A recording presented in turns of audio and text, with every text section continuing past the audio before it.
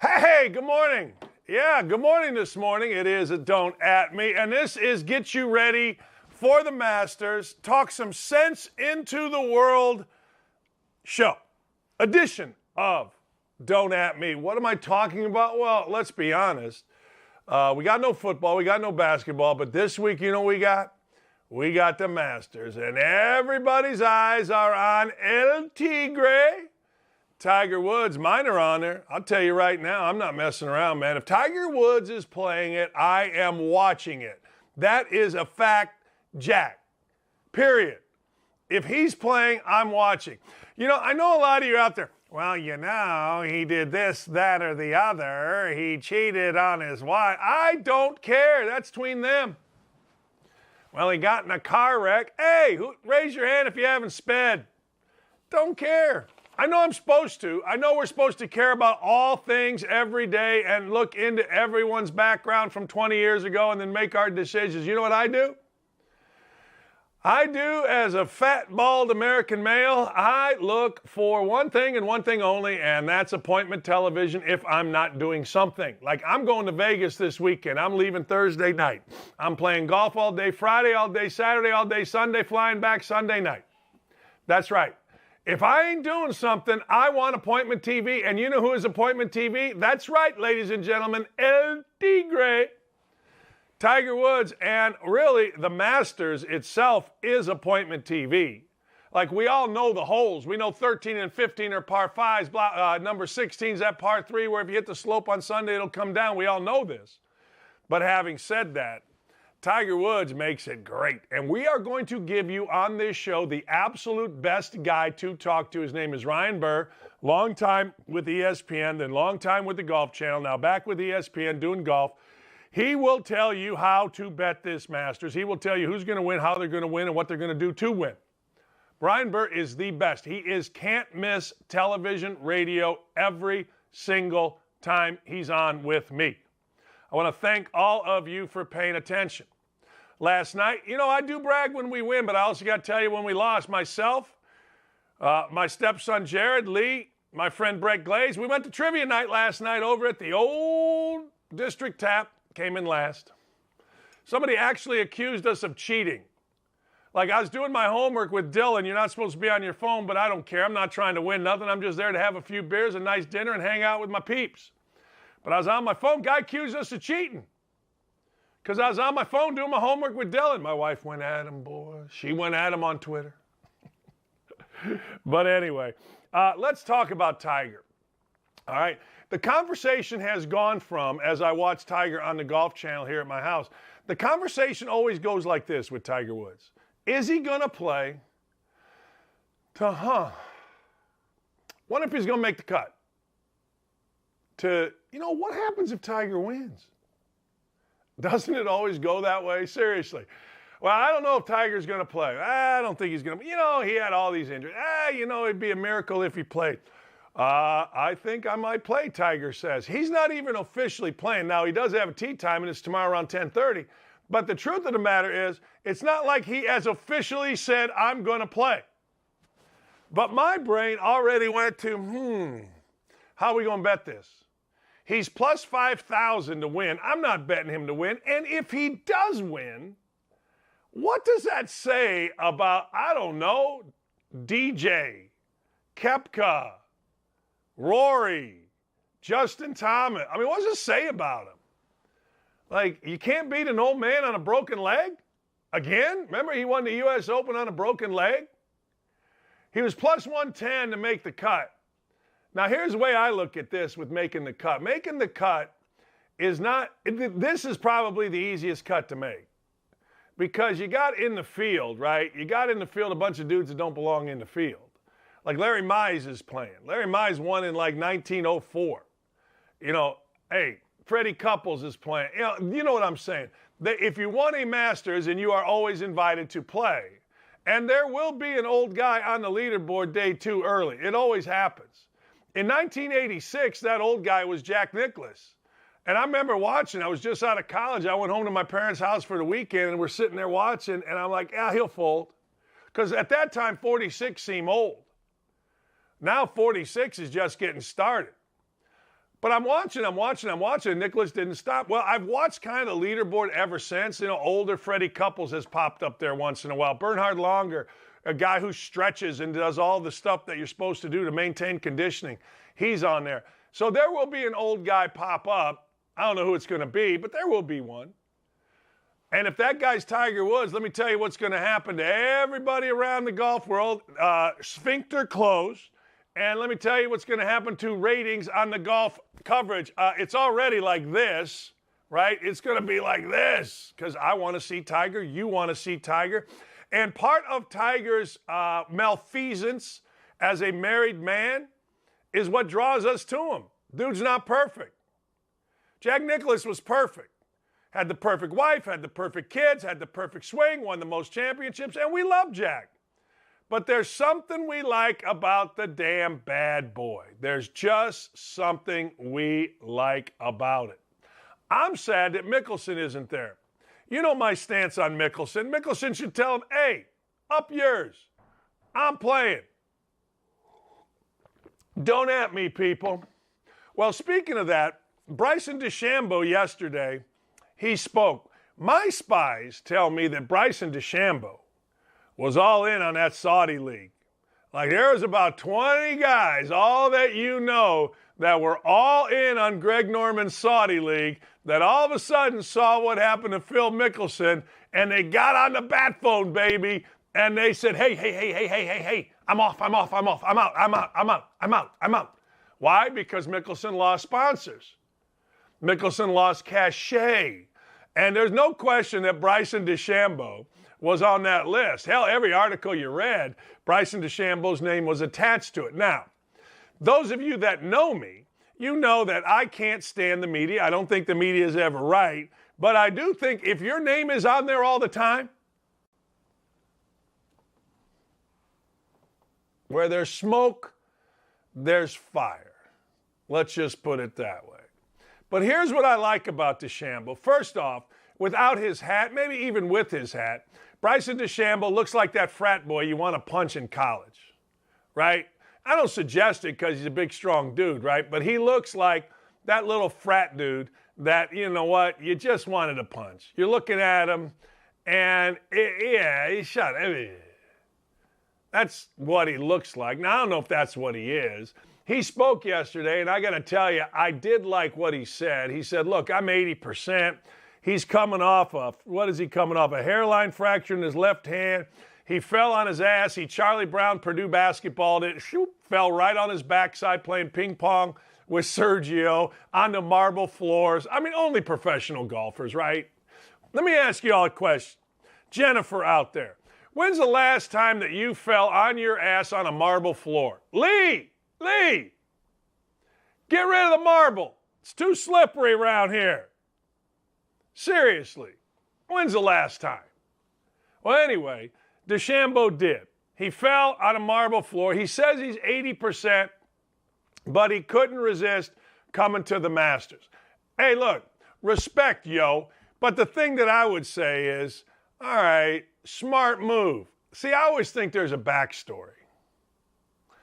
Always. Not sometimes. Always a backstory. Like, don't at me. Don't tell me. There's always something behind it. And to me, DeChambeau, what's behind it is, hey, man, I'm going to clean up my image.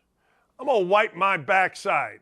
I'm going to make sure that nobody thinks of me any longer as the guy that is, well, is he thinking about Saudi Arabia? Is he undermining the tour?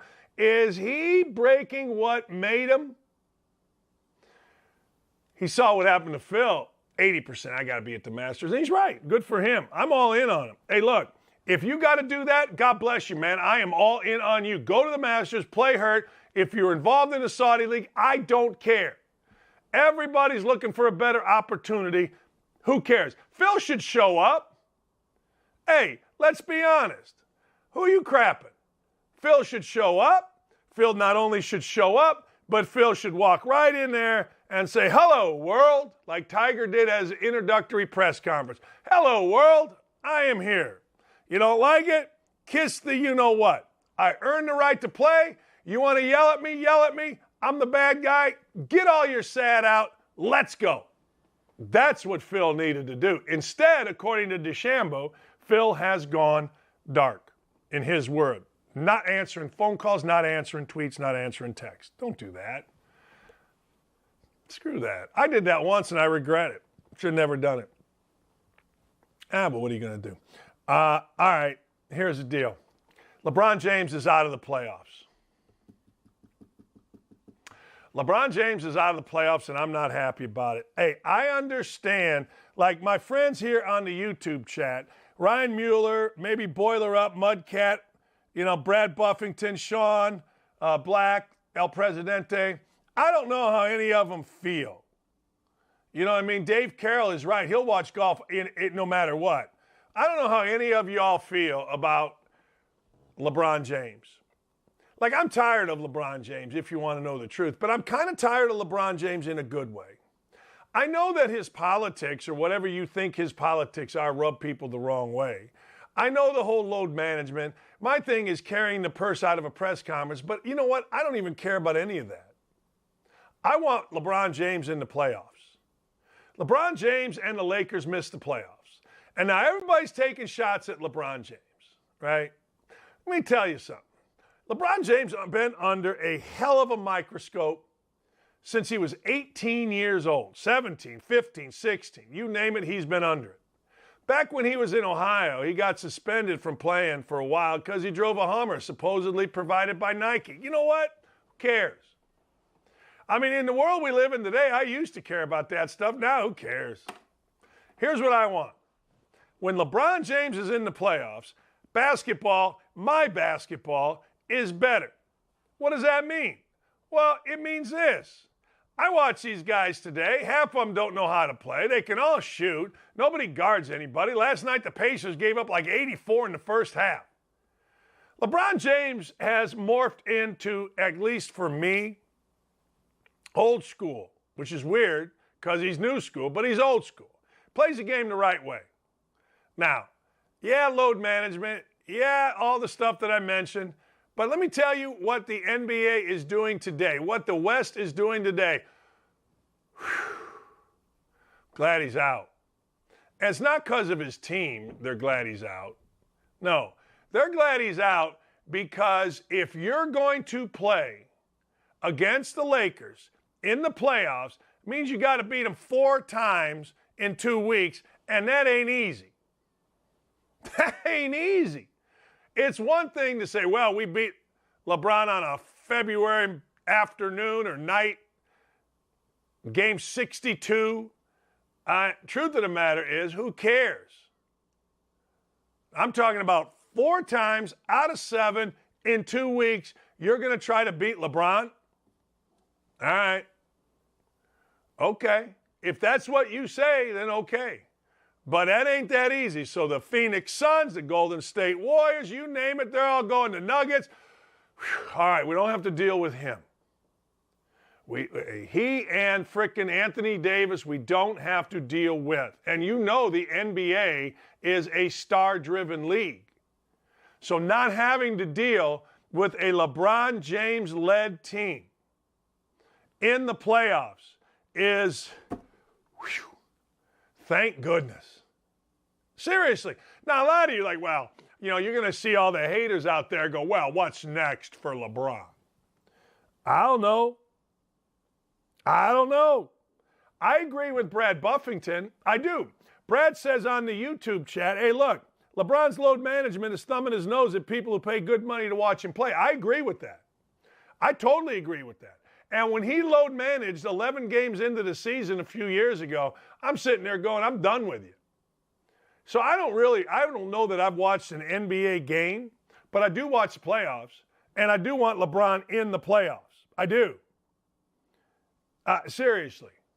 I mean, I like watching him in the playoffs. Now, adding Russell Westbrook, I told you this. I mean, nobody listens to me. I have no idea why I'm not, running an NBA team. But I told you can't add Westbrook to that. I watched Westbrook one time in person with Jeff Van Gundy. We were doing a game. And I remember everybody telling me how good Westbrook is. And, of course, on the broadcast, I'm like, oh, he's really good. I remember thinking, and you guys will know this term if you listen to my show, good enough to get you fired. That's right. Good enough to get your ass fired. What does that mean? That means, man, after the game, the owner comes to the coach. He goes, how can we be losing these games? Do you see Russell Westbrook? He's going down the court. He got another triple-double, but we're losing. That's on you, coach, because we've got good players like Westbrook. Nuh-uh. You got horse-bleep players like Westbrook. That's why your team stinks. I don't care the numbers. A fanboy cares about the numbers. You can't win with guys that are out of position defensively, only thinking about statistics, take bad shots, don't engage their teammates, act like they're prima donnas, and frankly care more about fashion than they do about winning. Michael Jordan dressed to the nines. Just walked in the game, had himself a pot of coffee, smoked a cigar, went out. Cared about winning. Yeah, he wanted to get his, but he cared about winning. I've never gotten the impression that Russell Westbrook is that. Don't at me, people. Don't at me. He's good enough to get you fired. I've seen so many guys good enough to get you fired. It's amazing. Why are we losing? ADs, athletic directors. Look, you got a number 1 recruiting class or number 20 recruiting class. You got the number 1 recruiting class in our conference. Why are we in 5th? Well, because the guys that rated the number 1 recruiting class don't know their ass from third base, and this guy's driving me crazy. Well, you brought him in. Absolutely. That's college basketball. In the NBA, I don't know who brings him in. I mean, does Pelinka bring him in? Does LeBron bring him in? Does Vogel, LeBron, and Pelinka bring him in? I don't know. But what I do know is he is good enough to get you fired. I say James Harden is good enough to get you fired. Prove me wrong, and then we'll talk. Serious business. You know who's not good enough, but he won't get you fired? And you're not going to believe this guy even matters? Udonis Haslam. Udonis Haslam, the enforcer for the coach, for Pat Riley, for Eric Spoelstra with the Heat, is more valuable to his team, and he never plays, than Russell Westbrook has ever been to any team, period. Because he helps you win. He sets your culture. He's got the coaches back with the players, and there's nothing more important. Everybody in the NBA can coach. Basically, everybody in college can coach. I mean, everybody can run an out-of-bounds play, but set all that, but you got to have the entire coach-player relationship, a player-run team in conjunction with the coach. And if you don't have that, you got no shot. And with Russell Westbrook, you never have that, and he's never had a shot. Period. Don't at me. Don't at me. And by the way, Ryan Mueller is looking at Parks, Mahoning Valley, Will Rogers Downs, and Turf Paradise. Go to Twitter. Follow Ryan Cindy, too, if you want to make some money this afternoon. The dude is money on horse racing tracks. I mean, that's why this is the greatest show you're ever going to hear or see, because we just give it to you. We give you everything. We don't give you some things. We give you every damn thing. I just gave you a guy you've never heard of, Ryan Mueller. Ryan Cindy 2 on Twitter. He'll post his picks. If you play him, may lose a couple, may win a couple. If you play him the way he tells you at the end of the week, all I know is the 1 week I did it during the frickin' COVID, I won $900 and I never bet more than $20 on a race. I'm just telling you. I'm just telling you. Oscar Tshiebwe won the Wooden Award. Oscar Tshiebwe has a first name named Oscar, which means he should win every award. You don't hear Oscars anymore. I mean, think about it. You don't hear Abes, you don't hear Oscars. Oscar Tshiebwe is La Machine. Oscar Tshiebwe transferred from West Virginia last year. Oscar Tshiebwe went to Kentucky, and he transferred in the middle of the year for whatever the reason. Yeah, I don't know the reason. What the hell do I know? I don't know the reason. I just know that Oscar Tshiebwe transferred. So all Oscar Tshiebwe did was become a dude that, I don't know, rebounded every freaking missed shot, scored 15 or more, rebounded 15 or more, and in a year where there were a lot of good players, I mean, I'm not going to lie to you, there were a lot of good players. For a while, Jaden Ivey looked like he was rocking and rolling. For a while, Keegan Murray looked like he was rocking and rolling. Jabari Smith was having a hell of a year. I mean, there was a lot of guys. Johnny Davis. But I got to tell you, Oscar Tshiebwe just kept doing his thing. Now, I don't know if Oscar Tshiebwe is a pro or not. I have no idea. You know, the pros do two things. Number one, they try to get guys, big guys, that can shoot the basketball, because that's what you got to do. Number two, they bet on potential. Oscar Tshiebwe's fourth-year guy. I don't know if that makes him too old. Doesn't seem like it makes him too old, at least to me. I don't know why that's too old. But at the end of the day, that's what the NBA looks like. But I'll tell you this, man. Oscar Tshiebwe is like Moses Malone. Look him up. Look him up. Faux. Moses Malone was the baddest ass there ever was in basketball, at least in my opinion. I don't know about early in his career, late in his career. He's the guy that told Charles Barkley, and Charles told the story on this show that, hey, Charles, you're a fat ass. You can't be a pro if you're going to be a fat ass. Moses Malone is revered in the world of basketball for his toughness, his rebounding, his team play, whatever. All right? So, when I tell you Oscar Tshiebwe reminds of Moses Malone, pretty good. He also, and you're going to think this is weird, it's also nice to see Oscar Tshiebwe's interview and we'll see Aaliyah Boston being interviewed. Now, those of you that listen to this show know I love Aaliyah Boston. Aaliyah Boston, the ladies player, the women's player, I don't even know, however the hell you're supposed to say it, the women's player for South Carolina is one of my favorite basketball players / people in the country. She plays really hard. She got some Moses Malone in her too, actually probably more than Tshiebwe. She's on that block doing work. But then what a great personality, man. What a great energy that Aaliyah Boston has. So does Oscar Tshiebwe, man. See, criticize me, I don't care. But the truth of the matter is you're never going to see me show up unenthusiastic. Like, I wake up and I sing every morning. True story. I got a song. And my wife was like, every morning you sing an idiotic song. And every morning it sticks in my head. And every morning we just love it. So Oscar Tshiebwe winning is awesome. Because Oscar Tshiebwe has personality. He's got heart. He's old school. He ain't about him. He's about team. Don't know how they lost against St. Peter's. Seems like the most ridiculous thing in the world, but I don't care. Oscar Tshiebwe and Aaliyah Boston, congratulations to both of you. You two are awesome. If I had a company, I'd hire you tomorrow, but you should go play professional basketball, make $1 zillion, transform the game like Magic Johnson with your smile, your heart, your play, your personality. Salute! Zivio! Love it. All right. Check out this video. So, look at our guy. It's like me at a sorority house back in college. Nobody wanted to talk to me. It's like I'm there, and then Alford showed up, and everybody went over to Alford, and I'm standing around looking at myself going, hey, what the hell? Everybody's not around here. Is this freaking awesome? Look at the leader. That's my man, Indy Spanglish. When you bring your big brother to a party, look at the leader. What? Huh? Nobody's around. Nobody wants to talk to me. Where am I? Huh? There's flies. The flies. Obama shows up. Hey, how are you? You got 8 years of doing nothing, Obama, but we love you, man. Hope and change, forward, all that stuff. There's a great episode. I actually watched it last night of 30 Rock. And if you watch it, it's great. It's the second part of a two-part, 30 Rock's the greatest show in the history of the world. And Jenna Maroney is going to basically pick the president.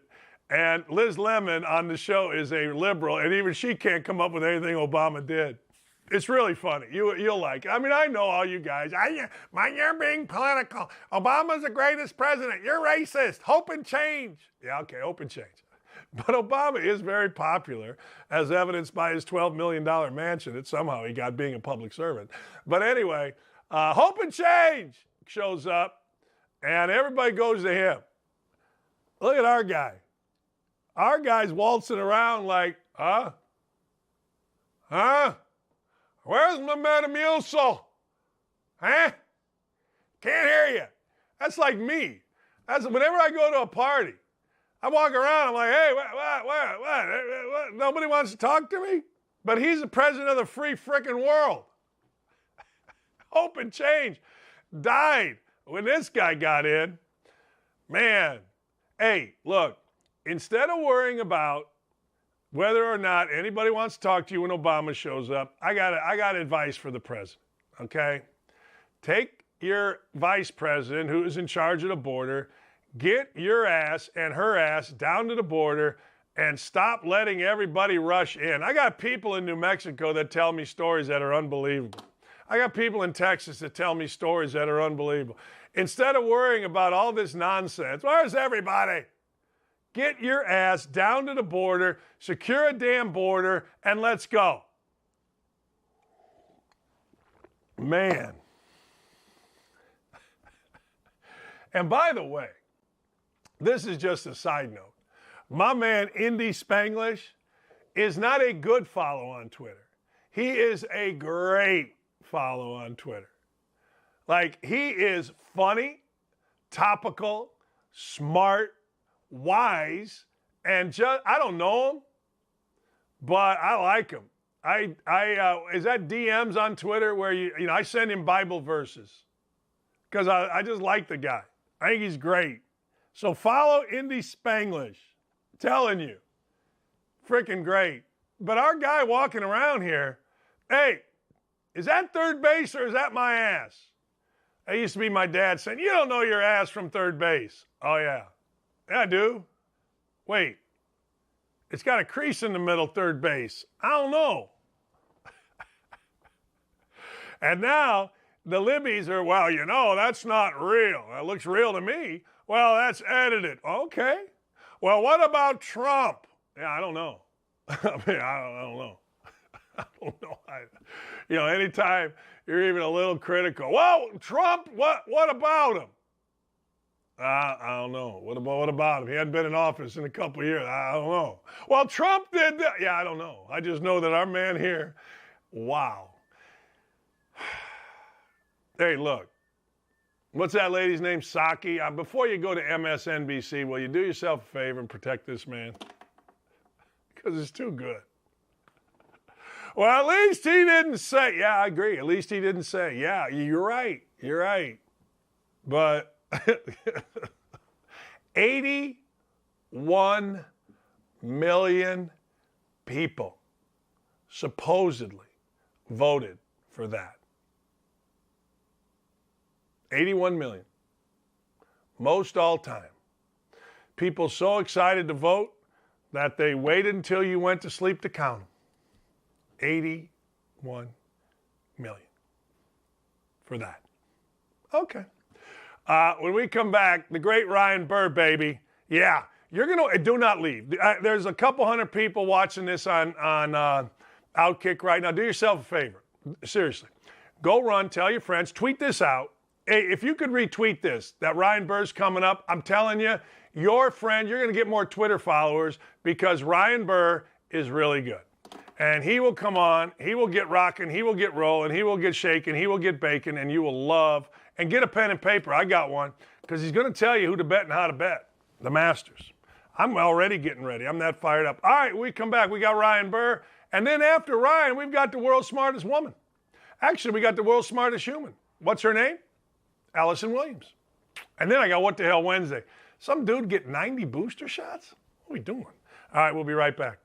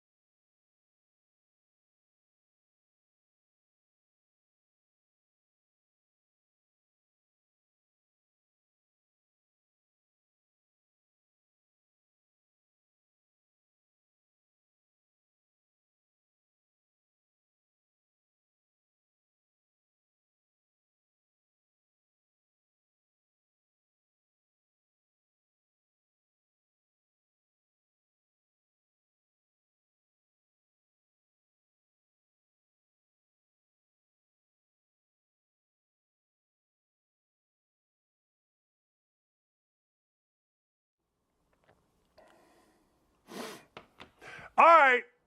It's Masters week, but actually it could be any week because to Ryan Burr, it doesn't matter. And Making Birdies, Burrdies, is one of the great, if not the best golf podcast you will ever come across. Make sure you go follow Ryan at Ryan Burr. He is at a rest stop because he respects the show, people, on his way to Augusta. Appreciate you respecting the show, big boy. Hey, man. Double D, you know that's what I do. I know it is. All right. I saw you said something earlier today. There is, when betting and talking Masters, don't you think that picking who's going to win regardless of the money line is more important than the money line or the line on him? What is your thought here? Yeah, well, there's a couple things with the Masters. One, there's only 15 players that can win the Masters. And that's like fact. I mean, every year, people had debated this for a decade, and every year I give them my list of 15, and sure enough, I have a winner of the Masters. It happens each and every year. There's only 15 guys that can actually win the Masters. Now, that's not top 5.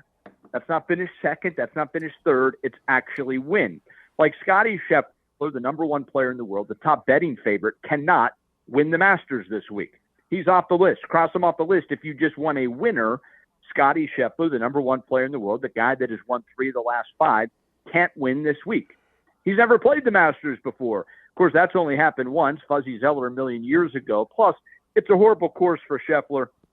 I'd be really surprised if he finished in the top 15, top 20. With that said, there are 15 guys, and that really what that does is a normal PGA Tour event or another major championship.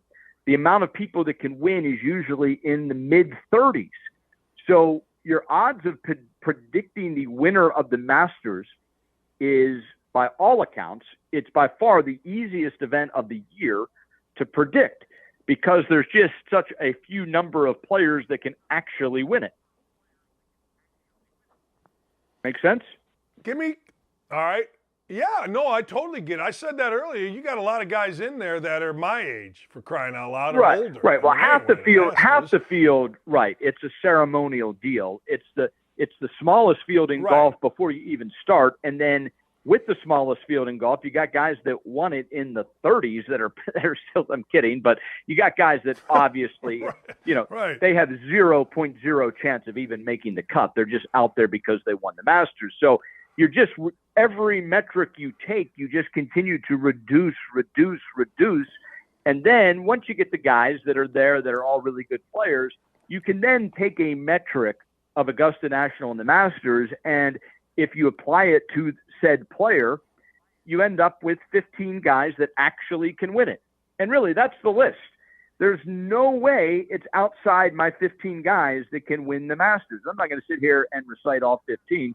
You can go Making Birdies and find out who can win it. I'll tell you who I think's going to win it and who I think's going to play really well. And I'm going to make you some money today on the show. But as far as guys that can win it, like you said, your betting odds when you get to the Masters, you just want the winner. Scheffler's the favorite. He can't win. Rahm's the second favorite. Rahm has a great history here.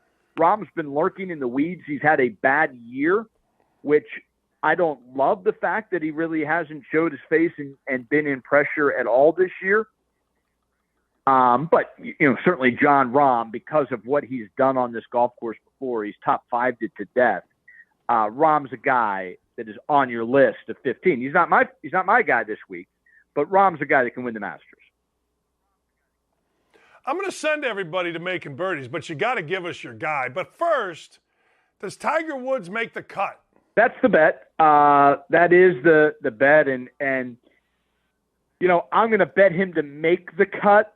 And I honestly believe I think ESPN and CBS were brilliant in starting him early tomorrow. No one will see a shot because I think it will be touch and go the entire Friday afternoon, in the cut, off the cut, in the cut, off the cut. And it will be good television to see if Tiger plays the weekend. Here's the deal. The swing looks really good for Tiger. I like the fact that he's not swinging as hard as he can. I actually think that makes a better Tiger. But he can't walk. And what's going to happen is I think Thursday, Friday, you see a pretty good Tiger. When I say pretty good, I'm talking about being able to make the cut. And it could get ugly on the weekend. It could get really ugly, unfortunately. He hasn't played in forever. So I don't care how good you are at something, you're going to be rusty. The wind's going to be blowing. I like the swing. Obviously, he knows Augusta National like the back of his hand. So he has an advantage over everyone else before he starts just on where to hit it, where to miss it, which means I think he'll be able to hang around. My concern over time is as that leg hurts more and becomes more tired, and then some bad habits creep in, and you're trying to protect the leg while you're swinging, and that's not a great recipe to get things done. So from that standpoint, I don't think it's a great fit for him to like contend or anything like that. But my money's on him to make the cut. Who's your guy? Who's your favorite? Say again? Who's your favorite? Yeah. So my favorite this week is a guy that is down the list. And this if he was the favorite, he'd still be my favorite. It has nothing to do with the fact that he's 25-1 right now. But I love everything that Koepka has done this year. He never wants to be at his best in January, February, or March. Like, that's kind of the funny thing about Koepka is he is the one guy out there that kind of treats PGA Tour events like warm-ups. And he wants to peak for the majors. And since 2016 at the major championships, you take every one score from all four majors and you put them together. Since 2016, Brooks Koepka is 92 under par. The next closest is Dustin Johnson at 28. He is 64 shots better. Wow. 64 shots better than number two. So I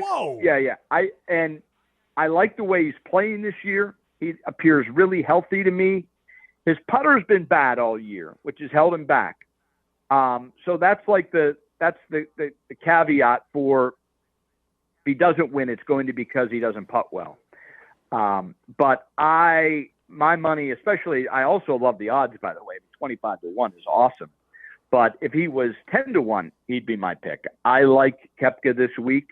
I like the way everything is pointing towards this event. I love how he plays in major championships. I love how he knows only 15 guys can win, and he'll tell you that. He'll tell everybody that there are only 15 guys that can win, and he'll say, think about that for a second. Last week or 2 weeks ago, I was at a PGA Tour event where 40 guys could win. I had to beat 39 guys to win. He didn't do it. This week he's got to beat 14 guys. He likes those odds. Why are the odds so long on Koepka? Because he has played well. I remember you telling me back a while he was really hurt and he would struggle, but he seems to have overcome that. Why are the odds long on him? Because he hasn't done anything in a long time. Now, he has two top 15s, which is one of those metrics that goes back 6 straight years. Your master champion had two top 15s on the season before the Masters. You'd be shocked how many guys don't have that. There's just a handful of guys that have two top 15s on the year. But a 13th, a 14th place finish doesn't necessarily tell mainstream America that you're ready to win.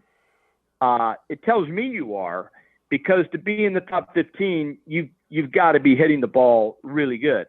It's just you didn't putt that week. You didn't get a couple breaks. Maybe you got a bad draw, whatever it may be. He hasn't won in forever, and because of that, he has, fallen down the list of guys.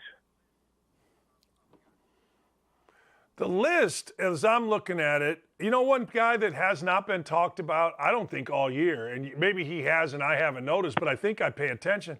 What's happening with Dustin Johnson? Dustin's very much on this list. I actually think Dustin is. Yeah, gotta be. Yeah, he knows the course. He's got it figured out. He's another one of the very few guys that isn't winning, but is really pointing up. If you go to the match play 2 weeks ago, Double D, in Austin, he found himself in the final four and was playing great golf. He ultimately lost And when the third place game, he just mailed it in. I mean, he has no interest in playing for third place, and it showed. But I saw everything I needed to see in the previous rounds that I really like where Johnson's game is. And I will definitely, he will be on my, he is, on my list of 5 that will get the most of my money. Is Rahm on that list? You already talked about him, Yeah, but is he on that list of 5? No, not on my list of 5. I mean, I know Rahm can win. I like him in this golf course, and you know how I feel like he's the best player in the world, regardless of what the rankings say. I think he has a newborn, and that can be tricky with, managing your life and being at your best. With that said, it's taken him some time this year, and when you are as good as Rahm, it could be that he just wants to be peaked at this point, and we really haven't seen much this year. Not on my list of 5, but certainly Rahm is on DraftKings. I'm on a lot of those millionaire makers, and I've got Rahm on a lot of teams. As far as a straight bet, I'll have Rahm and, just try to make easy money, and I'll just take the money that they're willing to give me with Rahm with the top 10, just because I almost feel like that's a lock, and I like easy money. I do too. And that's why I like having you on, because you make us all money. He does. I mean, look, if you don't know who Ryan Burr is, that's on you. I feel like there's a number of young guys, and I'm going to go through them here. And I don't know if they're all the same. I don't know that they're not all the same. You got the kid who played really well, Zalatoris, last year. Morikawa has one, obviously. Hovland. I feel, Cam Smith's a guy that people don't know. Yep. But when you look at a guy like Hovland, you put Morikawa in there, and you add like a Zalatoris in there. They got a shot? Right. So Zalatoris, no. Finished second last year, but he's never won. Any chance he's had to win, it's just throw-up city, which is, it's tough to bet. You haven't been able to close anything out because you threw up all over yourself, and now you're going to expect to be able to handle that Sunday on the back nine at the Masters. So I like Zalatoris a lot. I mean, there's nobody that hits it better, but I just don't like him to win.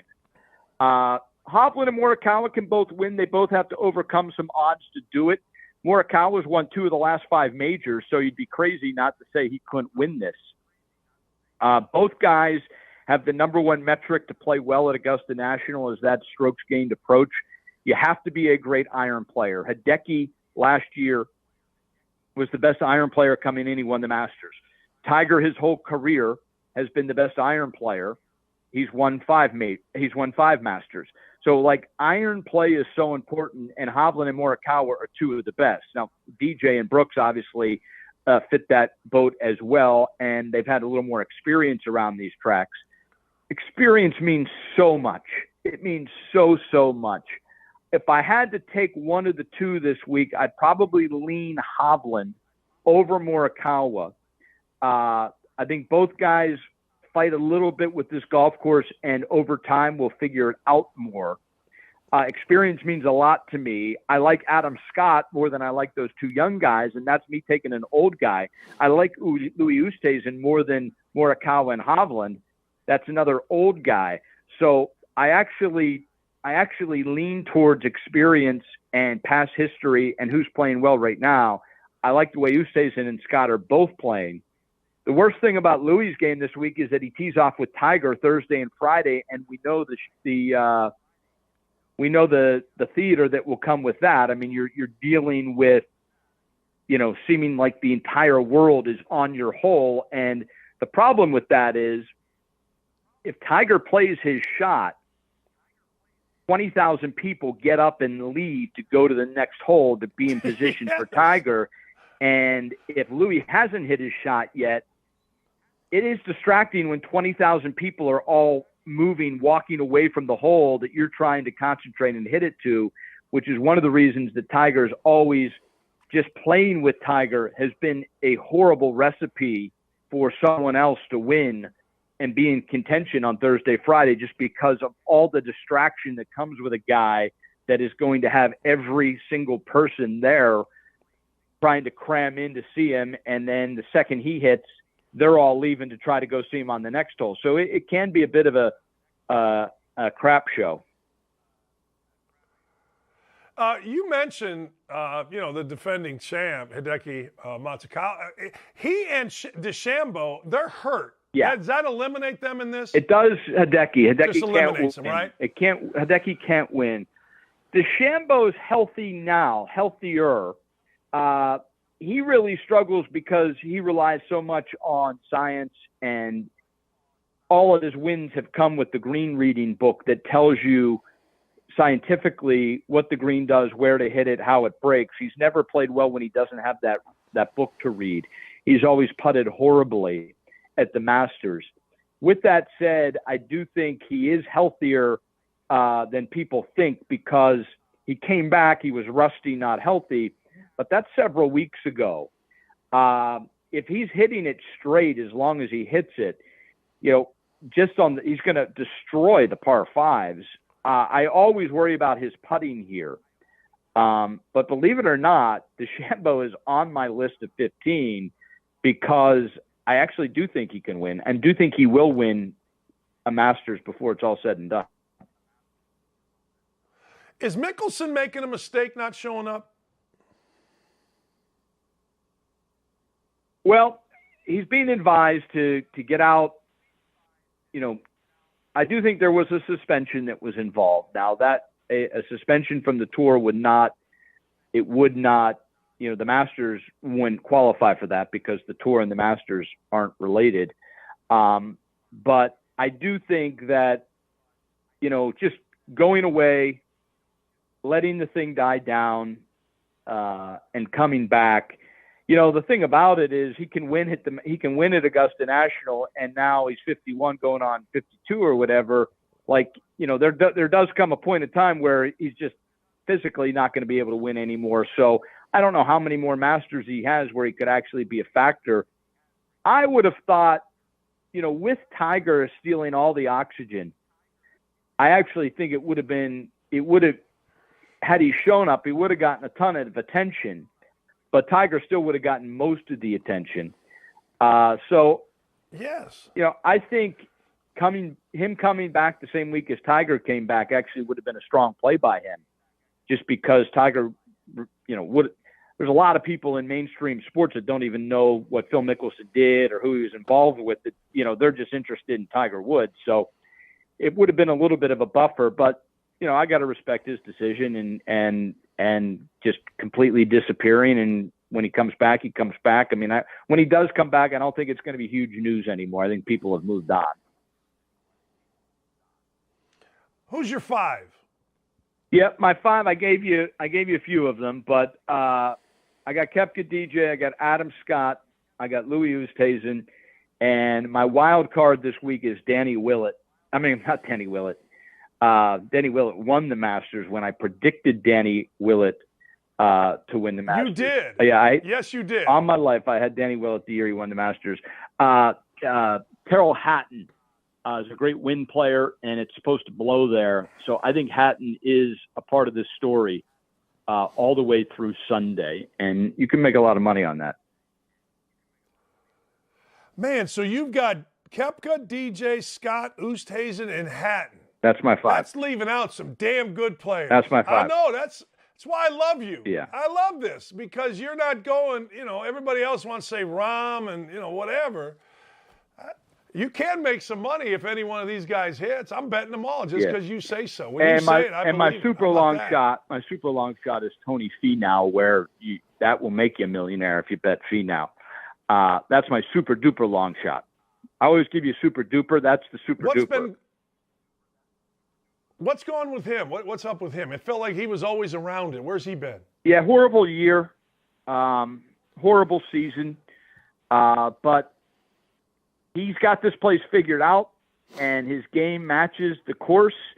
And if you go back and just look at top 10 leaderboards the last 10 years, there's always like a guy that you were like, oh man, why did I leave him off my list? He always plays well here. He's one of the best players in the world. Well, he's had a horrible year. He's going to be on no one's list, Dan. Like, no one is going to have Finau. And I got a sneaky suspicion Tony Finau is there and plays well this week.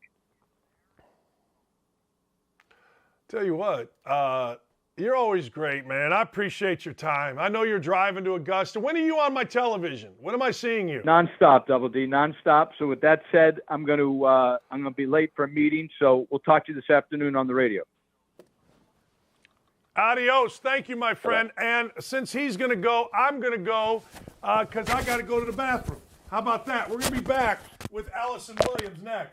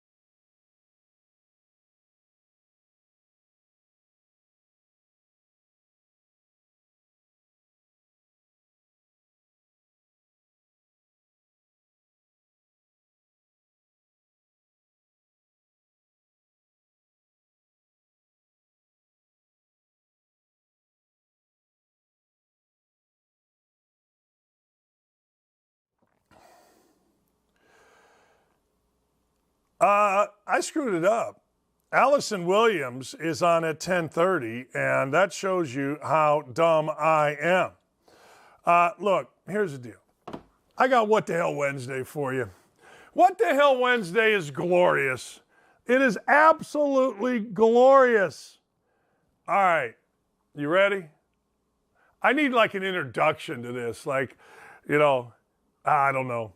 A 60-year-old man. This is what the hell. This is news around the world where you go, what the actual hell is this? Like, what are we actually doing?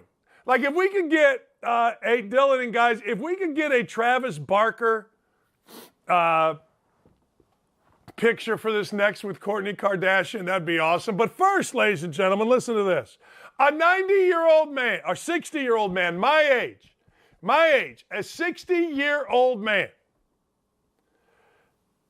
allegedly, let's go allegedly, had himself vaccinated against COVID-19 90 times in order to sell fake vaccination cards with real vaccine batch numbers of people not wanting to get vaccinated. He received up to 90 shots against COVID-19 in some place called Saxony until they caught him. And then what he would do is he would sell the cards. So you don't want to get a vaccine, all right?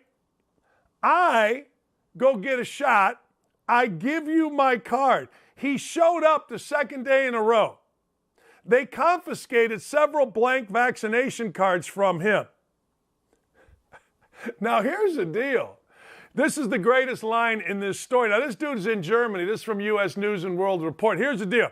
It was not immediately clear what kind of impact the approximately 90 shots of COVID-19, which brands and how it would affect his health. Now, look, if you're getting 90 shots of anything, I don't care if it's 90 shots of water, your stomach's going to be upset. 90 shots of whiskey, you're going to be in a coma. 90 vaccine shots where they really don't know what the hell is going on. Let's just say for the sake of argument, all right, do you think you're selling these things for $100 a pop? If you are, then you're making what, $9,000? All right. If you can get what if you're selling for $10 a pop? You're making $900 to get yourself shot up 90 freaking times. Now, COVID deniers refuse to get vaccinated in Germany, but at the same time want to have the passports. They're called passports in Germany, so that you can go out into public, restaurants, swimming pools, theaters, those kind of things. So this dude is a genius in terms of, I don't know, defrauding the public, but I can't imagine 90 booster shots. I don't think 90 tetanus shots would be good. I don't think 90 flu, I don't know. But if you're going, man, I got one of these shots and it knocked me on my backside for, I don't know, a day or two. I'm not saying it was forever, but it did knock me on my backside for a day or two. I don't know, man. I got a what the hell for you, and this is just something that I'll never understand. Like, I'll never understand. Again, I'm not right. I'm wrong. I am not wrong. All right? I'm not right. I'll never understand the head and face tattoo attractiveness. Now, you can call me whatever you would like to call me. Old man, yelling at clouds. You don't get it. You're right. I don't get it. Like Mike Tyson with that face thing. I'm sorry, I don't get it. I personally think Mike Tyson looked better without the face thing. I also think that Kourtney Kardashian is the hottest of the Kardashians. Now, make no mistake, yours truly has watched Keeping Up with the Kardashians. I remember Robert Kardashian sitting there at the OJ trial. That's the first time I ever knew the name Kardashian. And I always thought Kourtney was the hottest. Kim seemed the nicest. The youngest one, whatever her name is, seemed like the biggest. And these little kids running around, the Jenners or whatever they are, they're just whatever. They're making zillions of dollars. They're doing their thing. Good for them. But I always thought Kourtney was the hottest. I always thought Kourtney was nice and hot, and Scott Disick was a jackass. And I did follow this stuff. What's your problem? You got a problem? What's your problem? You got a problem with me following this stuff? Hey, you. Yeah, I'm talking to you right there. Jennifer, you. Sean, I'm talking to you. Brad Buffington, yeah, you. George Monahan. But anyway, so I've never understood the face tattoo. I've never understood the head tattoo. True story. It was 1988. My brother and I and a bunch of our boys, we go to professional wrestling at Market Square Arena. Market Square Arena was basically where the Pacers played and all that kind of stuff. And it was the big $16,000, $17,000 facility, or 1,000-seat facility. And we got great seats. We're sitting ringside. And Bam Bam Bigelow was there. Bam Bam Bigelow's wrestling. I go to the bathroom. My brother goes, we go downstairs right off the arena. And here comes Bam Bam Bigelow after his match. And he's got a head full of head tattoos. And it was my first time ever seeing this. Remember, in 98, the only tattoos you saw were the anchor on guys that were in the Army. That's all you ever saw. I mean, I'm not saying guys didn't have them, but that's all I ever saw. I don't think I played with anybody in the 80s that ever had a tattoo. But hey, that's cool, whatever. I like tattoos personally. But it was the first time I saw it on a dude's head, and I'm looking as I'm peeing, and I go, hey, man, Bam Bam, those real? And he gave me a look that said, if you even look at me, I will throw you through this brick wall, and I will end you. And I'm like, ooh, okay. From that point on, I've never been head or face tattoo guy. Well, apparently I am wrong, because the nicest and the hottest of the Kardashians marries a dude that everybody should know, and his name is Travis Barker. Barker got married, or did he? Word on the street is he and Kardashian went to a chapel. They had an Elvis impersonator. So you got head tattoo guy, which is fine. There's anything wrong with that. Crazy reality show gal getting married in Vegas on the 4th of April with an Elvis impersonator. What could be better than that? What more than that says 2022, where we're at in this country? I don't know. I'm betting. There's a couple of things here. I'm betting that Travis Barker is a great dude. Like, that's what I'm betting. He's an uber talented guy. I got a picture here. I don't know. And I'm not judging. I'm just saying, I have never been the guy that gets why hot women go for face tattoo guy, for head tattoo guy. I've never been the guy that understood why hot guys go for head tattoo women. I just don't understand it. And if you do want to let me know about it, please email me, dan@1070thefan.com, and explain it to me. I get the whole bad boy thing. I get all that. Who doesn't get that? Women like a bad boy. If you're a little wimpy dipstick, you're not going to get anybody that's any good. You're just going to get whatever it is that'll talk to you. But if you're a bad boy, you can look like a peacock, which is what this guy Barker looks like in a picture, and you can get the best looking and the nicest of all the Kardashians. Ain't bad. So good for him. But are they really married? I don't know. But getting hitched by an Elvis impersonator in town for the Grammy Awards, performing hours earlier with Lenny Kravitz, who I love, by the way, and H.E.R., who I don't know, by the way, and marrying a Kardashian, that's a hell of a weekend for a guy with head tattoos. That's a hell of a weekend. Good for Travis Barker. Now, we all give a Kardashian marriage, what, I don't know, 6 months max? Maybe they're not even married. When's Chris come along and put the hammer down? I don't know. But when you're Travis Barker, that's a pretty good weekend. Now, the problem you got with marrying a Kardashian is that whole Kardashian thing. It's ruined many a man's NBA career. It has. Hey, look, you marry who you marry. Love is love, baby. I look at love as love. Side note, why isn't love is love when an older man dates a younger girl and everybody acts disgusted? I thought love was love. I digress. Anyway, what the hell? Travis Barker, good for you, man. Kourtney Kardashian, good for you. You go, kids. Yeah. So, the NCAA tournament's over. It's over. It's done with. The biggest nightmare, I think, for the NCAA, and maybe this isn't true, the people at the NCAA are really good people. I gotta get these out of my ear. They're really good people. I don't care how much they're bashed. They're just really good people. Mark Emmert, I don't know. I wouldn't put him in a really good person deal based on what I've heard, but I don't really know. He may be a great dude. What the hell do I know? But anyway, so the NCAA tournament is over.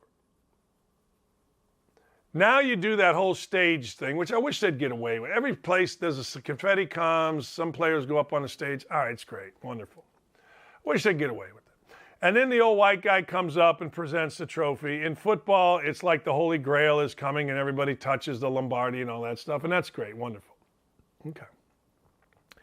But in basketball, you get up there on the stage, and Jim Nantz is hosting it, and you got self, and you got players, and the NCAA really doesn't want to have to give their trophy, the money maker. 98% of all the income for the NCAA comes from the men's basketball tournament. Remember, they're not involved in college football playoff. They're not. The NCAA has no involvement in that. They've been kicked out of that and all that kind of stuff, and that's fine, whatever.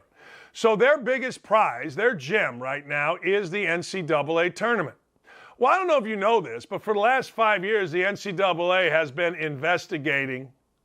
They've been investigating Kansas. Kansas is the last of the teams that has had their issue with the NCAA move forward from the federal trial. You know, they've had all kind of problems. They've had all kind of things, you know, all that kind of stuff. But the truth of the matter is that's where they're at, and they don't want to be giving their number one prize to, to the team, to the coach that, oh, by the way, we are investigating. So Mark Emmert gets up there and obviously is nervous. Now, Mark Emmert has spoken to numerous, and I mean numerous, high-profile events, right? He's the head of the NCAA. He's the main man. He's the president, the commish, the GASDA, HMFIC. He's it, baby. Well, he gets up there and congratulates the University of Kansas City. Kansas City University. Why? You know those commercials where you had one job? You had one job. That's all you had. Uno job. One job. Congratulations, Kansas University and Coach Bill Self. Boom. If we wanted to make it a little more difficult, congratulations, Kansas University, Coach Bill Self, on winning the 2022 Men's Basketball Championship Tournament. Now, it's easy just sitting here in front of a camera. I get it. It's a little bit different when you're in front of millions of people. Believe me, I get that. I do. But come on. Come on. What the hell? So you're telling me that you can't come up on stage and say Kansas University, Bill Self, national champ. You could have even said it like that. Imagine if I'd have come up and said it like that. Hey, now we introduce Mark Emmert, head of the NCAA. Congratulations, Kansas University, Bill Self, national champions. It would have worked. The hell, Mark Emmert?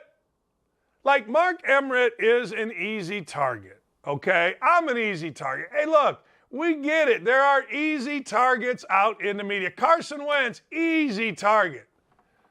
The key to being an easy target is don't give any ammunition for those people that are coming after you.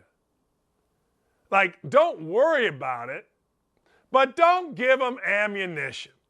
And by that, I mean just be prepared for moments. Like, people are going to make up things how they want to make up things on Mark Emmert, right? They're going to say whatever they need to say because Mark Emmert is an easy target. But you don't give them more ammo, particularly in the most public of circumstances, which is the NCAA championship game awards presentation. The biggest one, I assume, is the Super Bowl, right? I think the Super Bowl is probably the most watched, right? Even the awards presentation. So you really can't screw that up. But damn, can we not do that? Can we just not do that? I don't know. Hey, look, there are some of us that we know you got to have your head on a swivel. We know you got to be, hey, hold on here. Wait a second here. We can't give them more ammo because, like, I got a lady named Dana. Man, she was so happy. She writes for the Indy Star. Dana Benbow Humzaker, I don't know, whichever way that goes. She can't wait to write bad stuff about me, right? She was so excited when my show did not start on time here at what she said was Outkick 360. She couldn't even get, she was so bad, it is so bad, she couldn't even get the name right. Right? My show didn't start when it was initially said because there's a lot to getting a show off the ground. You just don't show up. So she was all excited. She's calling people. Dakich's show didn't start.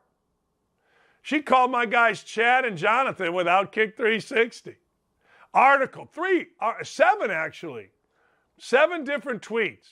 It was more important whether my show started or whether or not there was violence downtown to the Indy Star. It was beautiful. It was glorious. It was really funny. The guys at 360 made fun of it. I made fun of it. If you have a brain, you made fun of it. But Dana Benbow Bembow, Dana Hunzinger Benbow, I think. Is it Benbow Hunzinger? I don't know. But anyway, she can't wait. She'll be watching this because somebody will send her a text and say, hey, Dakich was talking about you again. But she can't wait. She's sitting there. What did he say? That's what people are doing to Emmerich. Of course they are. Like when you make fun of Mark Emmerich, your clicks go up. When they put an article, a nasty article about me on their Facebook page, it's like 300 comments. They just did one on my coworker. There's like 10. I get it. We all get it. So Emmerich, don't give them ammo by saying something stupid. What the hell? I'll give you what the hell. Raise your hand if you've ever done this. Now, I got to read this because this is crazy. You ready for this? Maybe this is desperate and sad. I'll go with more desperate and sad, but it is certainly a what the hell. A Georgia woman named Robin Folsom, she faked a pregnancy to get 7 weeks of paid time off. However, it wasn't the first time she lied about giving birth. She's got an identity fraud thing. Listen to this. According to the Inspector General of Georgia, Folsom told elaborate lies about her pregnancy while working as the director of external affairs at the Georgia Vocational Rehabilitation Agency. She informed them of a pregnancy in late 2020 and claimed to give birth in May of 2021. Her colleagues were suspicious because her baby bump wasn't quite right. They observed the lower portion of her stomach came away from her body, and they thought, rightfully so, that Miss Folsom wore a fake pregnant suit. Yeah. In addition, she sent pictures of her new baby to other employees. However, the baby appeared to be inconsistent, the pictures I mean, and depicted children with varying skin tones. So she wasn't even smart enough to say, all right, this is going to be my fake baby, which would be hard to do because babies don't stay the same for long.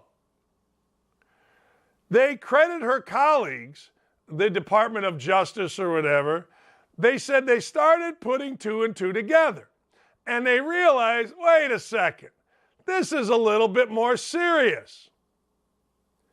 She said she gave birth.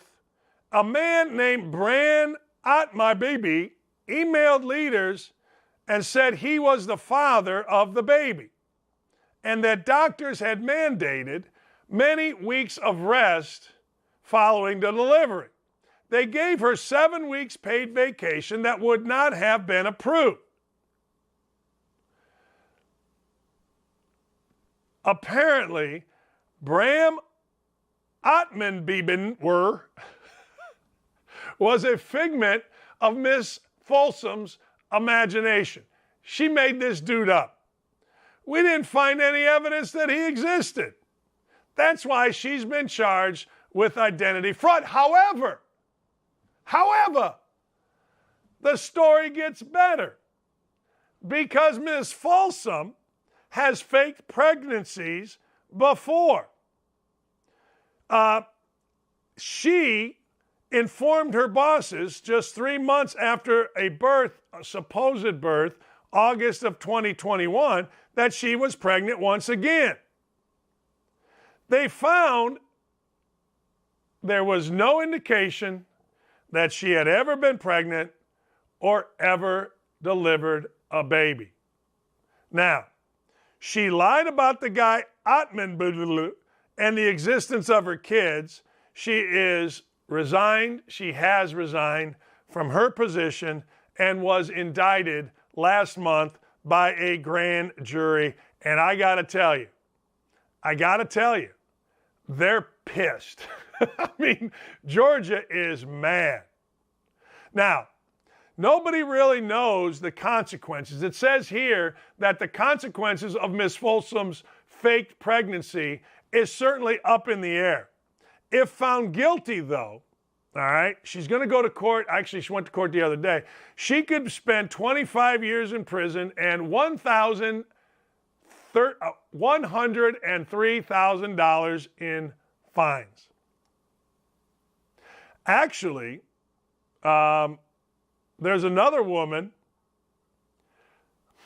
There was a woman who had a pregnancy that was actually a 57-pound cyst. Man, we got some stuff going. See, my initial reaction is to say, all right, you got to make fun of this, right? And then you start thinking a little deeper. Like, two things are in play here. One, desperation, right? I mean, and two, sister be crazy. Like, how do you go and decide, hey, you women out there, how do you just decide one day, you know what? I'm going to wear a fat suit. I'm going to wear a fat suit. And you know what I'm going to do?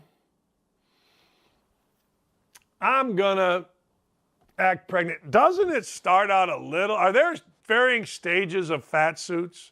Like you start out and you're always sheepish about saying to a woman, hey, when's it due, right? When there's a little bump there, but you kind of know. And then the bump gets a little bigger, and then it gets a little bigger, and then it gets, you know what I mean? Isn't there like stages? I feel like faking a pregnancy, in theory, might be a decent idea. In theory, it might be, I don't know, fairly easy to do. But in actuality, I got to believe there's got to be more to it. I got to believe that when you're walking around and you're faking a pregnancy, there's got to be like stages. Like, don't your fingers fatten up? I mean, I was a dad of 2 kids, and I helped a pregnant wife. And there's a lot more to it, I kind of feel, than just showing up with a bump. I don't know, man. The world has gotten a little bit too wacky. I mean, or maybe it's too desperate. Like, I've got people saying to me, well, you have no empathy. What don't I have empathy about? Well, we're all in a hard place. So that ad on Pause is Power, you criticizing it, shows no empathy. I'm like, it's an ad. It's an ad campaign. It's an ad campaign drummed up by people at Powerade and Coca-Cola to get you to buy Powerade and Coca-Cola. I'm sorry, but empathy is not a part of my advertising. It's a freaking ad.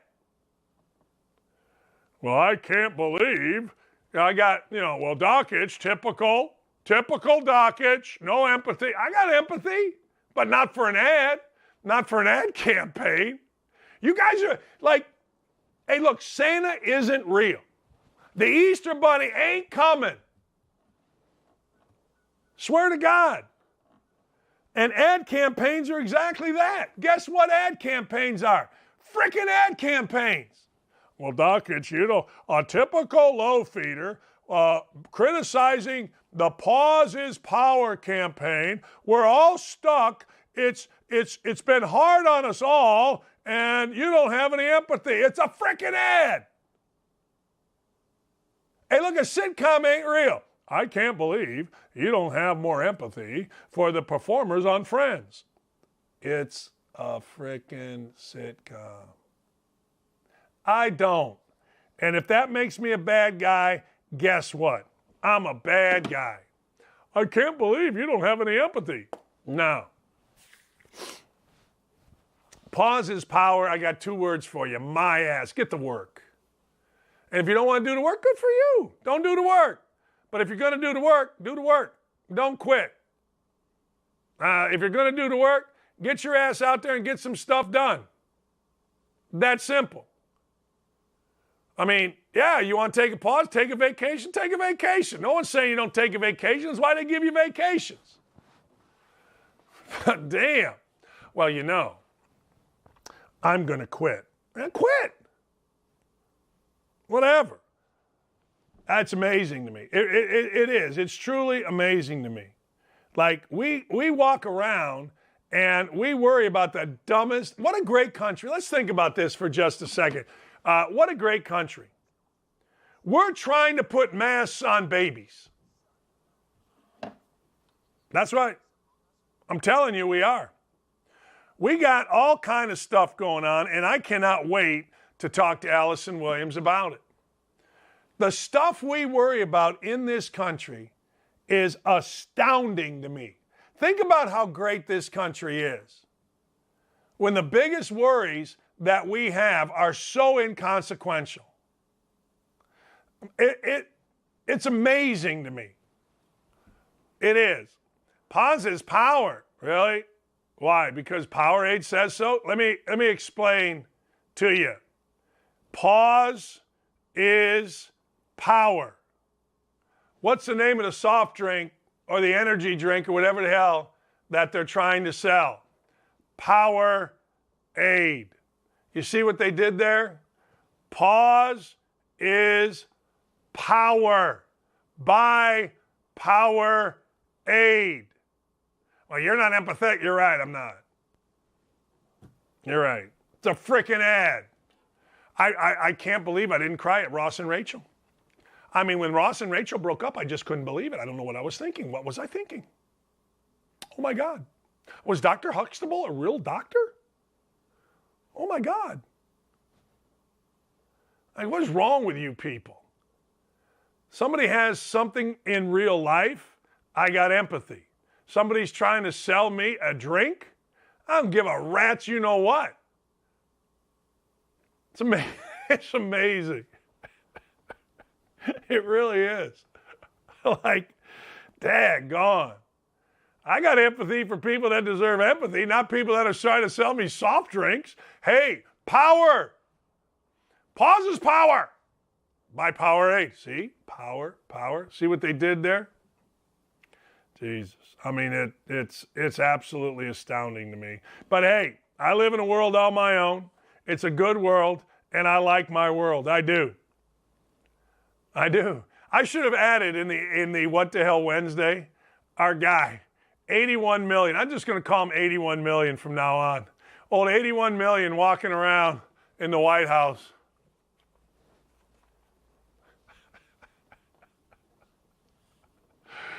Oh, man. I love 81 million. He looks at you with those faraway eyes, and he's the president. 81 million people you think voted for that guy. All right. All right. If you say so, then I say so. I will, by the way, for those of you that missed Ryan Burr, you just stay on my Twitter feed all day. I mean, I literally send out like every 10 minutes. Like, I'm so driven to get more views and stuff that I send this stuff out every 10 minutes, right? Every single interview we do, we send it out. Couple of things from college basketball. If you watch the NIT, Jonas Hayes did a great job leading Xavier to the NIT championship as an interim coach. He just got named the head coach at Georgia State. The head coach of Georgia State was a guy named Rob Lanier. Rob went and took another job. I think he took the job at SMU. So Coach Hayes is there. Mike Schrage, my son worked for Schrage last year. Mike Schrage left Elon and went to go be an assistant to John Schreier at Duke, which is interesting. You know, anytime a guy leaves to go become an assistant after being a head coach, I think it's interesting. Chris Holtmann did that. He was the head coach at Gardner-Webb, and he left to join Brad Stevens or Brandon Miller and those guys over at Butler, and it worked out well for him. So I hope it works out well for Coach Schrage as well. All right, America owes Allison Williams an apology. You do. When she did not want to get vaccinated because she's smarter than you, not afraid, not politically correct, she got ripped by you, by the American peoples. Allison Williams is owed an apology. We're going to talk to A-Dubs right when we come back.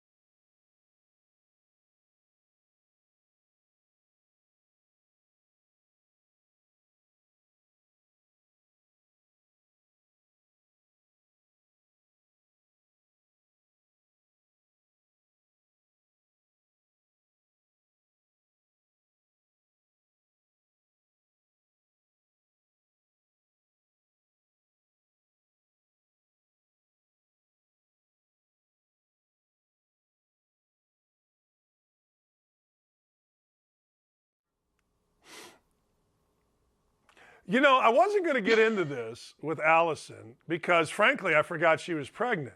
But Allison, there's a lady in Georgia that faked being pregnant so she could get 7 weeks off paid vacation. I said this, like one of the ways that they found out was her coworkers were like, wait a second, that pregnant belly is pulling away from, it don't look real. Stop. I said, man, yeah, seriously. So she gets charged with all these felonies. There are stages to pregnancy. that I don't think you can duplicate with a fat suit. Yeah, no? there's this thing that usually happens at the end that is a result of pregnancy that's going to be pretty hard to fake. Like, and isn't that when you get, I mean, I guess you go on maternity leave before you have the baby, so she could get that time. But like, what's her end game here? Like, is she not going to go back to work after she gets a couple paid weeks off? No, what she did was she made up a fake guy, and the guy sent an email saying, hey, she's really sick, she needs this time off. But my point is, when you first start showing, that's different from being wait, did she just like show up one day pregnant. And she had the full belly? Like she didn't. I think she did. I think so, because they said. Like in the movies, they add a layer, right? Like each day, or they would add another layer. She just like showed up and was like, belly out. Hey, y'all, got a baby. Oh, that's really classic. Man, that's like those stupid criminal shit, right? Like that stuff just kills you. Right. People think they can get away with. That's so good, though. Right. Yeah, this is not fake. And, apparently, no. Like, hey, look, I'm pregnant. Really? What happened last week when I saw you? What? Nothing? No. And that's always the funny thing, too, when you like do finally tell people. And they're all like, I knew it. I'm like, okay, so basically you've been thinking I was fat for how long now? For me, it was the not drinking thing that gave me away. People are like, that's not normal for her. She doesn't turn down that extra glass of wine or another vodka soda. What's going on? I couldn't hide it very well from people that I socialize with. But yeah, that's always like the funny thing when you do finally tell people and they're like, I knew it, blah, blah, blah. I'm like, okay, great. So you think I'm fat. Thanks. See, that's not it. That's not it. But I get that that's what it becomes. It's a dangerous game for any guy. For anyone. A dangerous before and after the baby. Anyone. Yeah, but as a guy, I did it one time after the baby. I said, oh, you're pregnant. No, we had the baby 3 weeks ago. Oh, jeez. You know what, though? I give you grace because, super uncomfortable, like insert foot, all that stuff. But your body, like I was shocked after I was pregnant, how pregnant I still looked. I mean, and women should be given a little more grace with that too, and talk about that more. Like just because the baby comes out doesn't mean everything automatically goes back in place. And I feel like a lot of the women you see in Hollywood and in the media, for some magical reason it does, but that's not normal. And that's okay. I remember probably a good, oh my gosh, I think it took me a good 2 weeks to be able to put normal pants on because my stomach was just still big and weird and like disshaped. So that all takes time. I mean, there's a lot that happens for these little miracles to be. So it's like, yeah, you don't want to offend anybody, but I would not be offended if somebody thought I was still pregnant after I had a baby. I was offended though when I had a friend of mine come up to me when I wasn't pregnant. This was in the fall. Oh my God, it was so awkward. Not pregnant at all. She came up to me and I hadn't seen her in a really long time. I don't know. Maybe it was the way the wind was blowing with my shirt on. Again, maybe I just looked fat, but came up to me, was like, oh my God, how are you? Aren't you super pregnant? And I was like, not even a little bit pregnant. As if I was aren't you super pregnant? I was just like, oh wow, this is happening. Yeah, no. Super. What'd you say? I started laughing. I said, no, not that I know of. And she's like, what? Oh, I guess somebody told me that. I don't know. Maybe I dreamt it. I don't know what I was thinking. And she like got super uncomfortable and awkward and all those good things. And I fumed about it on the way home and maybe called her a neighbor too, but I got over it. Yeah, you can't talk your way out of that. Like you should. Goodbye, Allison. Turn and take a walk. Oh my God. Hey, what did you think of the NCAA tournament? I thought the tournament as a whole was like exactly kind of what we all needed, and it delivered in every level, from storylines and upsets to great basketball. I was actually really happy with the way the title game played out, because I always feel like, I don't always, but often that Monday game was kind of a letdown after Saturday, right? And I thought Duke Carolina was so good. I just didn't know if Kansas Carolina could deliver as well. And then the way the Jayhawks came back to win it was just incredible. So I loved every moment of the tournament. I felt so much joy for the fans and the teams and the players after what they've been through the last 2 years, and like trying to, losing the tournament 2 years ago and then having this modified one last year that wasn't the real experience, that the players that were there for that or missed out on that and then got to maybe return and watch their teams or whatever. I was super glad for them. It did feel like this year in Dakich, tell me if it's just because I'm out of it. It felt a little bit like the old saying of give them bread and circuses. You know what I mean? Like it was like just this distraction from so much bigger stuff that was going on. And while I wanted it and I welcomed it and I needed it, and that's what I've always loved about sports, is that it is that escape for so many people from like their day-to-day lives and so forth. This year, I think because of the magnitude of things that we were escaping, it felt a little bit like that old Roman saying of like, just give them bread and circuses and they won't pay attention to what's really going on and the bigger grievances. So I felt that part of it as I'm watching it. I'm like, there's just like this disconnect from what's going on in people's lives and in the rest of the world and all that. So that felt a little weird to me. But overall, just super thankful to have it back and have it normal and have that, I guess, escape, even though I felt like it was a little weird this year for some reason.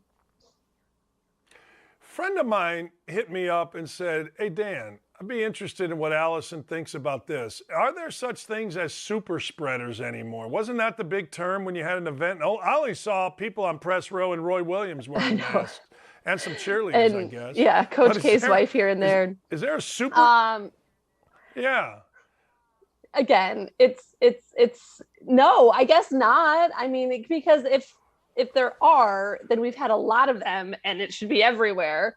And people would argue, look, those teams are all vaccinated. The majority of the country is vaccinated, blah, blah, blah, blah. That's why they did it, to get back to normal. I actually saw, it was interesting. I saw a New York Times article. I think that was out today. And I just read a part of it, but questioning like why cases aren't back on the rise. The way it was phrased, it was almost like this isn't right. They should be back on the rise because there's too many people that didn't get vaccinated. And we don't have the rates that Europe does, and they have this rise and yada, yada. I think I'm glad to see that people are comfortable in what would have been called super spreader events a year or two ago. Cause I was worried that people would be so, people were so manipulated by this fear that was being perpetuated throughout the media and in society that I was like, people are going to be comfortable, in a stadium with 60,000 people indoors, shoulder to shoulder, that you don't know. Like I didn't know how long that would take for people to get used to that and comfortable with that again. So I was actually glad to see how many people were like, nope, I'm good. Whether it's because you've had it or because you're not scared of it or because you're vaccinated, whatever your reason, I don't care. I was glad to see that many people were comfortable in that type of setting. I did find it odd how the theatrics of it changed a little bit. And I don't know if that had to do with local ordinances of the different site cities, but earlier in the tournament, I think it was everybody in the front row, the first row of press row on the court was supposed to wear a mask, but nobody else, which just felt like a little bit of theatrics. And then by the end, the cheerleaders didn't have them. Nobody in the front row did. You had a random kid with it around his chin and then, a few here and there. So it was kind of funny to see how it started one way and then it got to another. But it just reminded me too of the Super Bowl. If you're watching this, we're done, right? We're done. Are we done? Are we not done? I don't know. I just, the fact that companies want to continue to do this dance with mandates and stuff. I hope they watch that and see there's obviously been a shift in how people feel and the fear they have and the concern they have over this virus at this point, which I'm hoping continues in that direction. When you look at Twitter, okay, Twitter dictates a lot. I mean, I know people say, and I'm going to shift the conversation here because I'm really curious your thoughts on this. What do you think Elon Musk, being the largest shareholder in Twitter, what do you think that will impact? I hope a lot. I mean, honestly, I do. the freedom of speech that's taking place, and you can argue that Twitter is a private company, which it is, even though it's publicly held and traded. My argument is that the public square has shifted. So, with our freedom of speech, the notion was like, you can go on the public square and say whatever you want within, certain restrictions, not inciting violence and so forth. And my argument is that in 2022, social media has become the public square. So yes, I could go stand outside my house or, in downtown and share my opinion, but I'm not going to reach the people that I would reach on Twitter, on Facebook, on Instagram or Parler, whatever you're on. So I think when it comes to the interpretation of the Constitution, the Bill of Rights, like we have to understand that the public square in which was protected free speech has changed, and it's taken on a technological component to it, which does have a private company component. But I think in the modern day, that has become where we get out our free speech. Elon Musk's purchase of the shares of Twitter that he has, I think it's like 9% now. I think is huge because, and I don't know how much like he can change company policy with his vote and being on the board now, if he's just won, if they need a majority, and like how all those things work. But the problem is, and we're seeing this with companies throughout really the country, but probably the world, like they're all owned by the same people. So if that same agenda is being pushed, there's no diversity anymore. I mean, there's like BlackRock, Vanguard, and State Street. They own everything. I mean, you think you have competitors, but they're owned by all the same people. So I'm hopeful that this Elon Musk component can kind of shake that up a little bit, because the people that are getting blocked on Twitter are just people that Twitter doesn't agree with. And that to me is inherently wrong, but unconstitutional.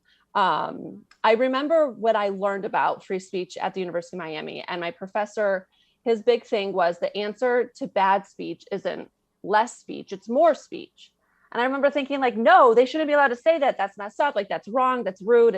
It's evil sometimes. Like sometimes there are really terrible things said. Like they should be silenced. And he really broke it down that if you can't support all free speech, then you don't believe in any free speech, because who are you to determine what is right and what is wrong? And that's where we've gotten to in this country, where companies think they can determine what is right and what is wrong, what is true and what is false. And we have all these fact checkers who then come out and, it's revealed that they had different agendas. So the censorship of free speech in the social media space, I think, is a real threat to freedoms that we have always, held dear as Americans. So I'm hoping Elon Musk can shake some things up in that space. And everybody's like, get Trump back on Twitter, blah, blah, blah. But like the idea that is even happening is concerning. And I don't think people realize like how far reaching that can be when you have government colluding with big tech to censor American citizens. Like I don't know. That's not the future that I want to see the direction our country going. Is he the best guy? Like, of all the people that you have enough money, have the wherewithal to go and get involved in this, is he the best one? I think so. It's hard to know when you don't know like their true intentions and stuff. And I feel like so many people can be bought.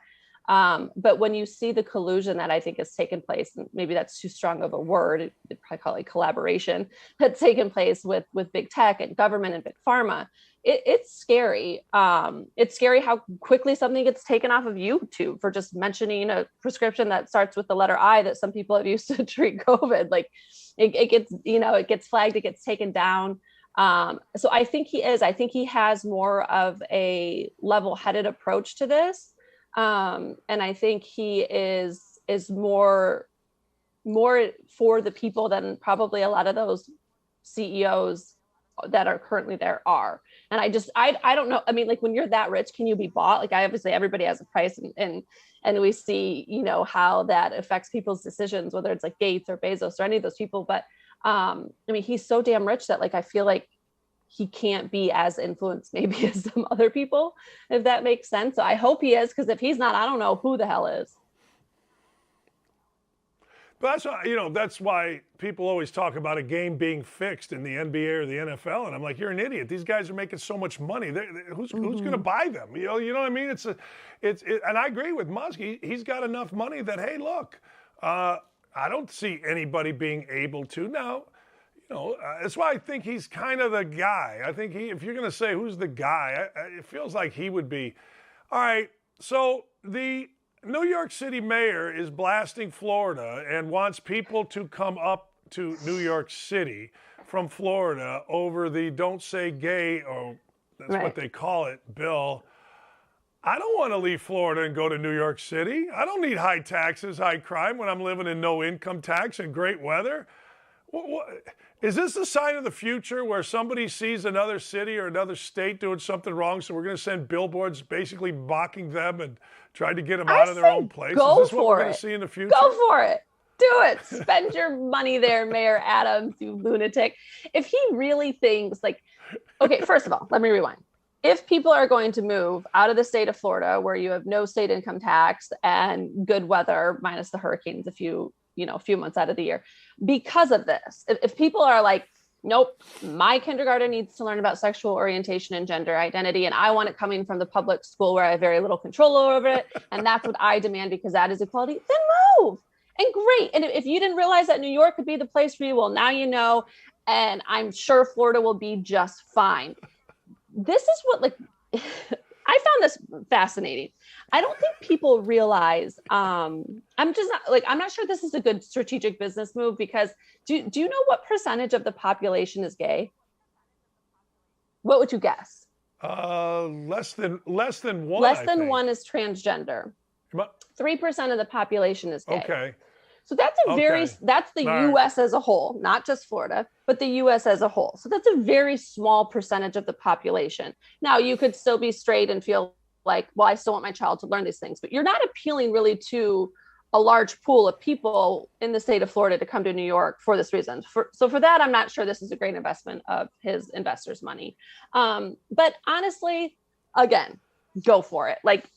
People should be able to go and live where they feel like they can best raise their children with the culture and the morals that they want. I mean, the rules in Wyoming are probably different than a lot of the stuff in Tennessee or New York or California.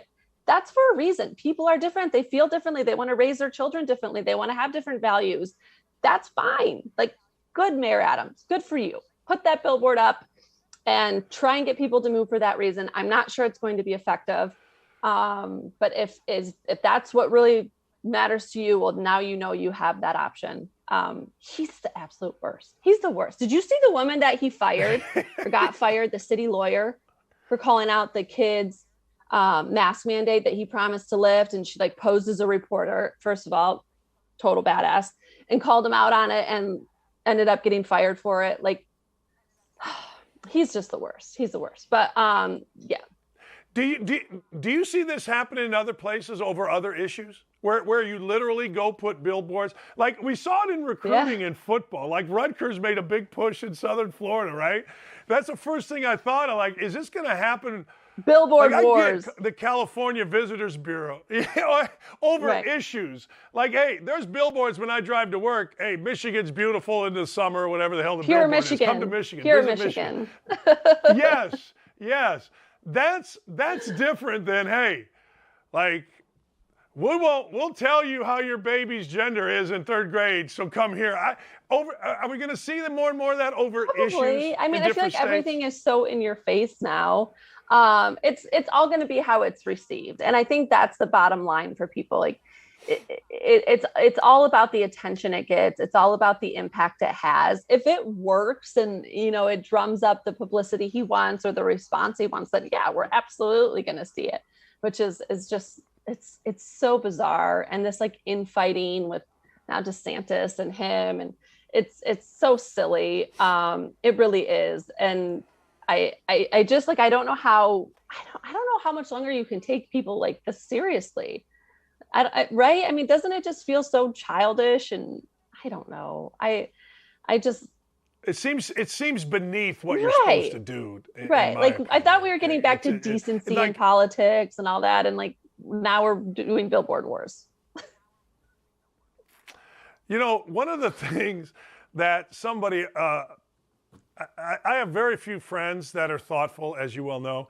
But they did mention to me, like, DeSantis got attacked by, I think it was the Miami Herald, and one of my friends who is in politics here in Indiana said, you know, Dan, that's the best thing could possibly happen for DeSantis, because where we're at with the distrust of media in general, newspapers in particular. I don't know that I agree or disagree with that. What are your thoughts on that? A newspaper really coming out hard against a guy who's pretty popular. I think he has shown a craft for navigating the criticism really, really well. Like, I'm thinking back to, was it the 60 Minutes piece they did that criticized him for contracting with like Publix to get the vaccines distributed in the nursing homes? Do you remember that whole piece? That it was like set up to really make him look bad and look like he was kind of playing favorites.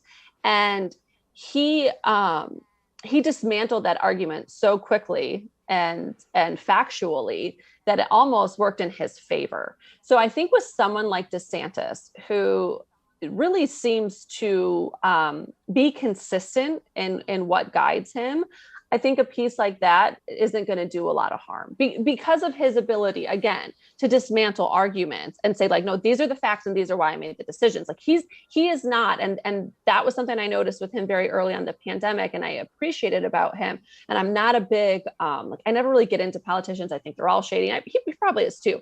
But one thing I appreciated about him was he always said why he was making the decision. Like, Newsom would come on our TV and he would just tell us, this is the decision. Trust me, this is what we have to do. End of discussion. And I just, well, show me why. Like what are you looking at that I'm missing here? And he would never do that. And there was a point even when he tried to like block information from being shared with the public because he said it would just confuse people. And DeSantis has always taken the opposite approach. And I respect that about him. And I think that's why he's built up the trust he has with his constituents. So I think there is a huge mistrust right now of mainstream media, newspaper, print, otherwise, what have you, that could factor into it. But if it was a really alarming piece, I think DeSantis has the capabilities to kind of factually, piece by piece, go in and break it down and explain what he needs to explain. And that's something that I think a lot of politicians have lost the ability to do, that the people have really appreciated with DeSantis and has resonated. And one of the reasons he's grown in popularity throughout the past 2 years, where I think everybody else has been kind of like, I don't know, fed up of everyone else. Yeah. I remember my father telling me, if you lie a lot, it becomes exhausting because you can't remember your own lies. Right. And so if you haven't, or you're being upfront with people and all of a sudden an article comes out that's not true, you have the facts on your side, and having the facts on your side always seems to be a good thing. Yeah. And that's what I think we've seen with him. And when he's had press conferences and he brings his, attorney general out and he's like, this is what we're seeing. This is why we're making these decisions. It's hard to argue facts. Now, facts have become like a very loosely used term these days. But it at least helps kind of make your point and justify your position a little bit. What's up with the show? We're getting there, man. It is like, it's so crazy. When you're used to working in live events, things are so different, right? There's like start date, end time, but hopefully by the end of the month, we'll have a couple of the interviews knocked out and ready to push out this summer when I'm pushing out something else, which will be really convenient. But we're getting there. And I'm hoping once we get the ball rolling, we can build up some momentum and, again, just have some conversations that are open and honest with people without an agenda. Because it's like, I'm just sick of how everybody has an agenda, right? Like, doesn't that just feel like everybody is pushing a narrative and we're stuck in these like thought silos?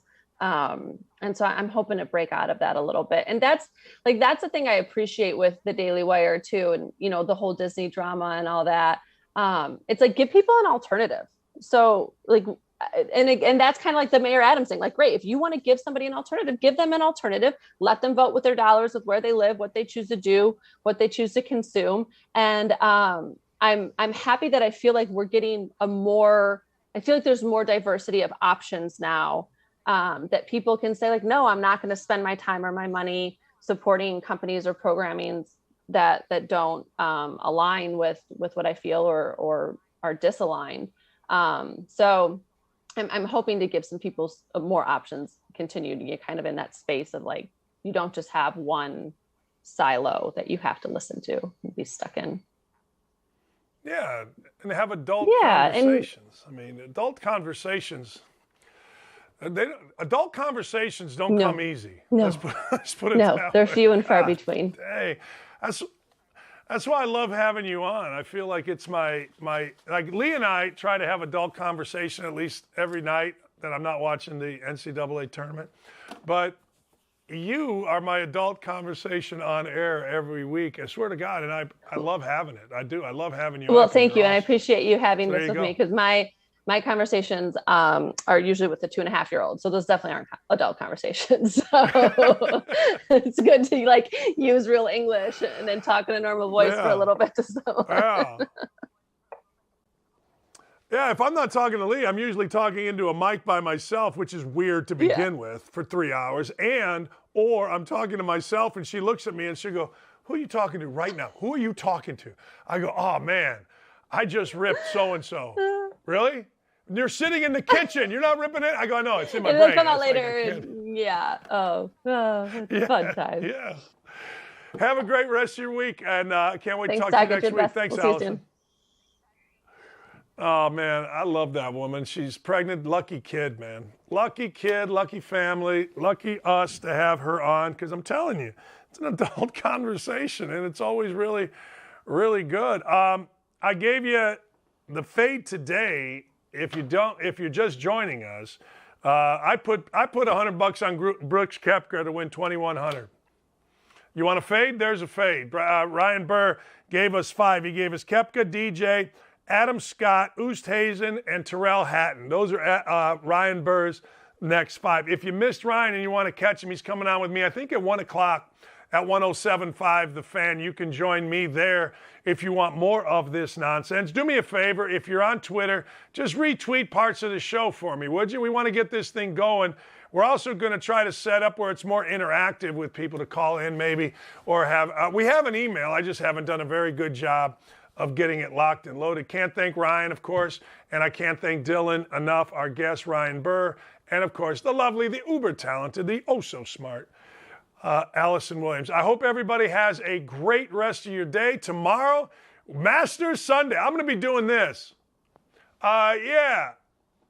Whatever y'all think, just talk amongst yourselves because the Masters is on and I love it. Have a great afternoon, everybody. Dakich out.